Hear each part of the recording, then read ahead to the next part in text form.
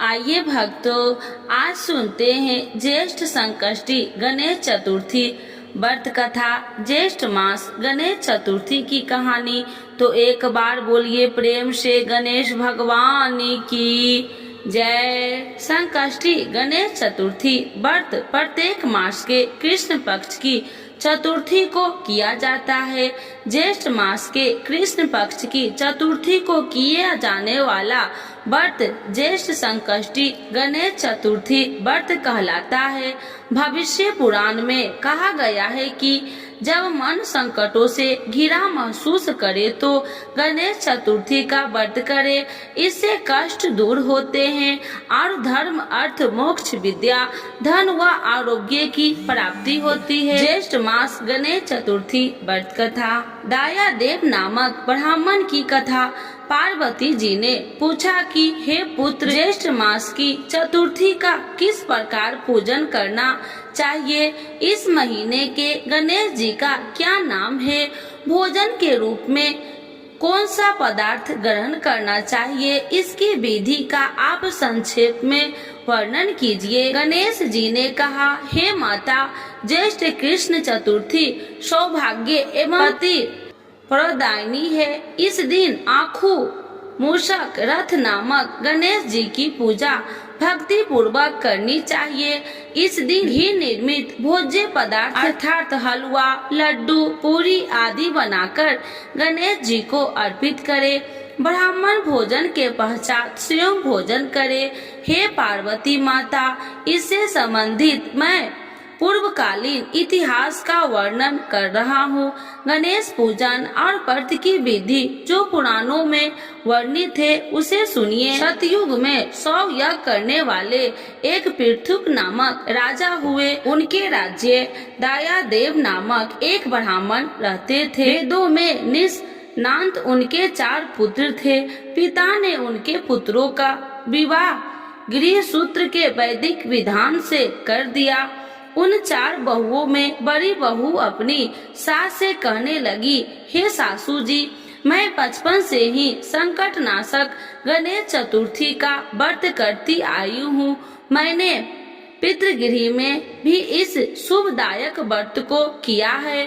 अतः हे कल्याणी, आप मुझे यहाँ व्रतानुष्ठान करने की अनुमति प्रदान करें। विधि की बात सुनकर उसके ससुर ने कहा, हे बहू, तुम सभी बहुओं में श्रेष्ठ और बड़ी हो। तुम्हें किस प्रकार का कष्ट नहीं है और न तुम भिक्षुनी हो। ऐसी स्थिति में तुम किस लिए व्रत करनी चाहती हो? हे सौभाग्यवती, अभी तुम्हारा समय उपभोग करने का है। ये गणेश जी की कौन है? फिर तुम्हें करना ही क्या है? कुछ समय पश्चात बड़ी बहू गर्भवती हो गई। 10 मास बाद उसने सुंदर बालक का जन्म दिया। उसकी सास बराबर बहू को व्रत करने का निषेध करने लगी और व्रत छोड़ने के लिए बहू को ब्याह करने लगी। व्रत भंग होने के फलस्वरूप गणेश जी कुछ दिनों में कुपित हो गए और उसके पुत्र के विवाह काल में वर वधू के सुमंगली के समय उसके पुत्र का अपहरण कर लिया। इस होनी घटना से मंडप में खलबली मच गई।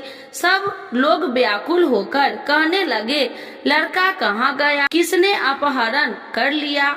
बारातियों द्वारा ऐसा समाचार पाकर उसकी माता अपने ससुर दया देव से रो रो कर कहने लगे, हे ससुर जी, आपने मेरे गणेश चतुर्थी व्रत को छुड़वा दिया है, जिसके परिणाम स्वरूप ही मेरा पुत्र गायब हो गया है। अपने पुत्र वधू के मुख से ऐसी बात सुनकर ब्राह्मण दया देव बहुत दुखी हुए। साथ ही पुत्र बहू भी दुखित हुई। पति के लिए दुखित पुत्र वधू पत्री माँ संकट नाशक गणेश चतुर्थी का व्रत करने लगी। एक समय की बात है कि एक दिव्यज्ञ और दुर्लभ ब्राह्मण भिक्षा टन के लिए इस मधुर भाषणी के घर आया। ब्राह्मण ने कहा कि हे बेटी, मुझे भिक्षा स्वरूप इतना भोजन दो कि मेरी क्षुधा शांत हो जाए। उस ब्राह्मण कर उस धर्मपरायण कन्या ने उस ब्राह्मण का विधिवत पूजन किया। भक्ति पूर्वक भोजन कराने के बाद उसने ब्राह्मण को वस्त्र दिए। कन्या की सेवा से संतुष्ट होकर ब्राह्मण ने कहने लगे, हे कल्याणी, हम तुम पर प्रसन्न हैं। तुम अपनी इच्छा के अनुकूल मुझसे वरदान प्राप्त कर लो। मैं ब्राह्मण वेशधारी गणेश हूँ और तुम्हारी प्रति के कारण आया हूँ। ब्राह्मण की बात सुनकर कन्या हाथ जोड़कर निवेदन करने लगा कि हे विघ्न गणेश, यदि आप प्रसन्न है तो मुझे मेरे पति के दर्शन करा दीजिए। कन्या की बात सुनकर गणेश जी ने उसने कहा कि हे सुंदर विचार वाली, जो तुम चाहती हो वही होगा। तुम्हारा पति शीघ्र ही आवेगा। कन्या को इस प्रकार का वरदान देकर गणेश जी वहीं अंतर्ध्यान हो गए। उसी समय की बात है कि सोम शर्मा नामक ब्राह्मण एक वन में से उस दिव्य बालक को नगर में लाए। अपने पुत्र को देखकर दयादेव नामक ब्राह्मण बहुत प्रसन्न हुए। बालक की माता के हर्ष की तो सीमा ही न रही, साथ ही संपूर्ण नगरवासी भी प्रसन्न हुए। बालक की माता ने पुत्र को छाती से लगा लिया और कहने लगी कि गणेश जी के प्रसाद से ही मैंने खोए हुए पुत्र को प्राप्त किया है। फिर से मंडप का निर्माण करके विधि पूर्वक वैवाहिक कार्य संपन्न किया।